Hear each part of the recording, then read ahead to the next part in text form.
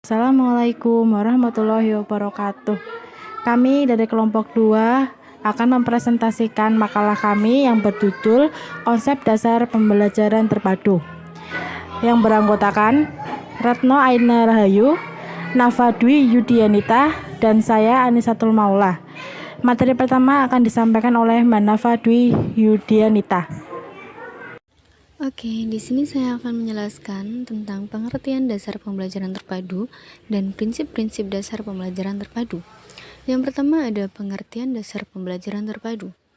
Pembelajaran terpadu itu sendiri berasal dari kata Integrated Teaching and Learning atau bisa disebut juga Integrated Curriculum Approach. Pembelajaran terpadu merupakan pembelajaran yang beranjak dari suatu tema tertentu sebagai pusat perhatian yang digunakan untuk memahami gejala-gejala dan konsep lain, baik berasal dari bidang studi yang bersangkutan maupun dari bidang studi lainnya, yang berguna untuk mengembangkan pengetahuan dan keterampilan anak secara stimulan dengan harapan anak akan belajar dengan lebih baik dan lebih bermakna. Yang kedua yaitu ada prinsip-prinsip dasar pembelajaran terpadu. Prinsip dasar pembelajaran terpadu dibagi menjadi 5. Yang pertama ada the hidden curriculum, yang mengandung arti bahwa anak tidak hanya terpaku pada pernyataan atau pokok bahasa tertentu. Sangat mungkin pembelajaran yang dikembangkan memuat pesan tersembunyi penuh makna bagi anak. Yang kedua ada subject in the curriculum, mengandung arti bahwa perlunya skala prioritas mana yang perlu didahulukan dalam pemilihan pokok atau topik belajar, waktu belajar, serta pemilihan kemajuan belajar peserta didik.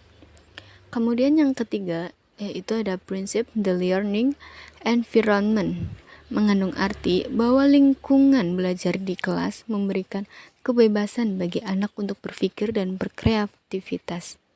Kemudian yang keempat ada view of the social world, mengandung arti bahwa masyarakat sekitar membuka dan memberikan wawasan untuk pengembangan pembelajaran di sekolah. Kemudian yang terakhir yaitu ada prinsip value and attitude, mengandung arti bahwa anak-anak memperoleh sikap dan norma dari lingkungan masyarakat termasuk rumah, sekolah, dan panutannya, baik secara verbal maupun non-verbal. Assalamualaikum warahmatullahi wabarakatuh. Perkenalkan, nama saya Anisatul Maula dengan NIM 21011100028. Saya akan melanjutkan presentasi yang telah disampaikan oleh Mbak Nafa, yaitu tentang karakteristik pembelajaran terpadu. Sebagai suatu proses pembelajaran yang mengefektifkan pengalaman belajar peserta didik, berikut dipaparkan karakteristik dari pembelajaran terpadu. Yang pertama, berpusat pada peserta didik. Yang kedua, memberikan pengalaman langsung pada anak. Yang ketiga, pemisahan antara mata tidak begitu jelas. Yang keempat, menyajikan konsep dari berbagai mata pelajaran dalam suatu proses pembelajaran. Yang kelima, bersifat luas. Dan yang terakhir, hasil pembelajaran dapat berkembang sesuai dengan minat dan kebutuhan peserta didik. Kemudian, model-model pembelajaran terpadu. Model pembelajaran terpadu merupakan suatu proses pembelajaran yang memungkinkan peserta didik secara individual maupun kelompok aktif dalam menggali dan menemukan konsep serta prinsip-prinsip keilmuan secara holistik, bermakna, dan otentik.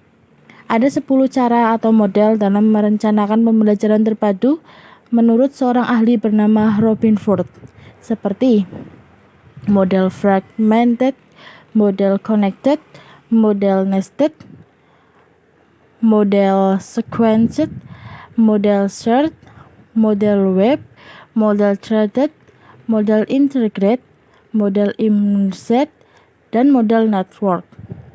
Assalamualaikum warahmatullahi wabarakatuh. Nama saya Retno Aina Rahayu dengan NIM 21011100020. Saya akan meneruskan paparan dari teman-teman yang kurikulum 2013. Kurikulum di Indonesia mengalami perkembangan dari awal kemerdekaan hingga sekarang. Saat ini Indonesia menerapkan kurikulum yang namanya kurikulum 2013. Kurikulum 2013 ini merupakan kurikulum pengganti kurikulum 2006 yang akan diterapkan mulai Juni 2013 dan sekarang mulai diimplementasikan di beberapa sekolah piloting. Kurikulum ini menggunakan pendekatan ilmiah dalam pembelajaran sebagaimana dimaksud meliputi mengamati, menanya, menalar, mencoba, membentuk jejaring. Proses pembelajaran menyentuh 3 ranah yaitu sikap, pengetahuan, dan keterampilan. Kurikulum 2013 bertujuan untuk mempersiapkan manusia Indonesia agar memiliki kemampuan hidup sebagai pribadi dan warga negara yang beriman, produktif, kreatif, inovatif, dan efektif serta mampu berkontribusi pada kehidupan bermasyarakat, berbangsa, bernegara, dan beradaban dunia.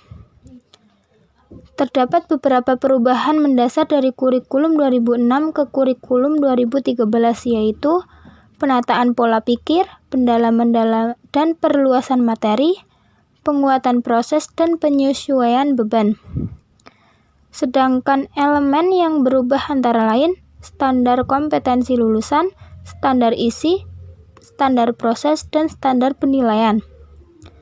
Selain dari itu, dalam kurikulum 2013, pembelajarannya tematik terpadu baik untuk kelas 1, 2, 3, 4, 5, dan 6 sekolah dasar, namun di awal implementasi yang melakukan pembelajaran tematik terpadu hanya kelas 1 dan kelas 6 saja. Ini berimbas kepada buku teks yang digunakannya, yang mana buku teks yang digunakannya menjadi buku tematik terpadu kurikulum 2013 tema 1, misalnya sama temannya disebutkan. Kurikulum 2013 mempunyai karakteristik sebagai berikut. Yang pertama, mengembangkan keseimbangan antara pengembangan sikap spiritual dan sosial, rasa ingin tahu, kreativitas, kerjasama dengan kemampuan intelektual dan psikomotorik.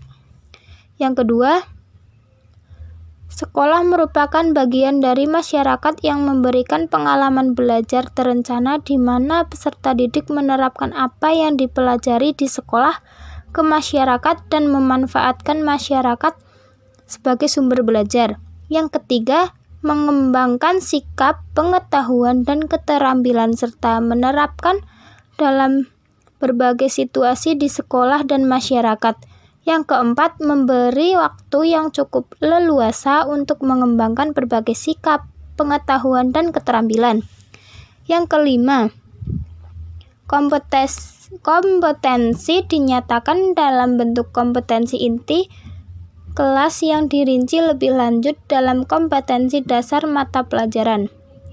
Yang keenam, kompetensi inti kelas menjadi unsur pengorganisasi kompetensi dasar di mana semua kompetensi dasar dan proses pembelajaran dikembangkan untuk mencapai kompetensi yang dinyatakan dalam kompetensi inti.